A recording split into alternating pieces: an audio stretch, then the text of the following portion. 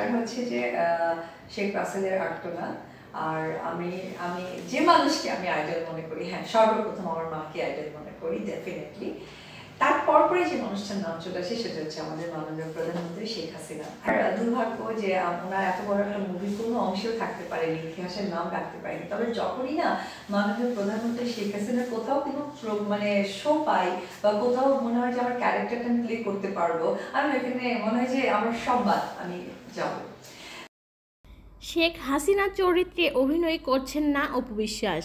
পরিচালক সালমান হায়দারের নতুন সিনেমায় সাবেক প্রধানমন্ত্রী শেখ হাসিনার চরিত্রে অভিনয় করছেন না ঢাকাই সিনেমার জনপ্রিয় অভিনেত্রী অপু বিশ্বাস। যদিও চলতি বছরের শুরুতে মাত্র 100 টাকার বিনিময়ে সিনেমাটিতে চুক্তিবদ্ধ হয়ে নেটিজেনদের দৃষ্টি কেড়েছিলেন অভিনেত্রী।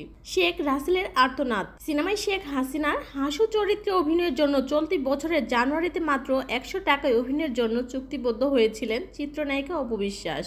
আমার ডিরেক্টর যে সলমান ভাই, উনি চেয়েছিলেন যে সালমান হায়দার, উনি চেয়েছিলেন যে উনি 100 টাকা দিয়ে আমাকে সাইন করবে। আর আমার তো শেখ হাসিনা ক্যারেক্টার শুনলে আমি পাগল হয়ে যাই।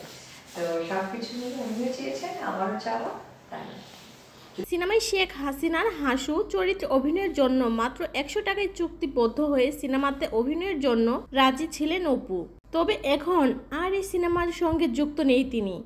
এ প্রসঙ্গে সংবাদ মাধ্যমে অপু বিশ্বাস বলেন, জানুয়ারিতে চুক্তিবদ্ধ হয়েছিলাম, তাই ফেব্রুয়ারি মাসেই সিনেমা থেকে সরে দাঁড়াই। অপু বিশ্বাস আরও বলেন, কিন্তু তার 1 মাস পরে প্রযোজক পরিচালকের কথাও কাজের মিল পায়নি। ফেব্রুয়ারি মাসে প্রযোজক ও পরিচালককে জানিয়ে দেই সিনেমাটিতে অভিনয় আমি করছি না। গণমাধ্যমে বিষয়টি না জানার কারণে কোনো খবর প্রকাশ হয়নি। জানলে হয়তো আরও আগে জানতে পারতেন সিনেমাটিতে আমি আর অভিনয় করছি না। প্রসঙ্গত, শেখ রাসেলের আর্তনাদ সিনেমার গল্প এগিয়ে গেছে বঙ্গবন্ধু পরিবারের সর্বকনিষ্ঠ সদস্য রাসেলের জীবনী নিয়ে। সিনেমাটি কবে শুরু হবে এ বিষয়ে সিনেমার পরিচালকের সঙ্গে মুঠোফোনে যোগাযোগ করার চেষ্টা হলে তার ফোন বন্ধ পাওয়া গেছে।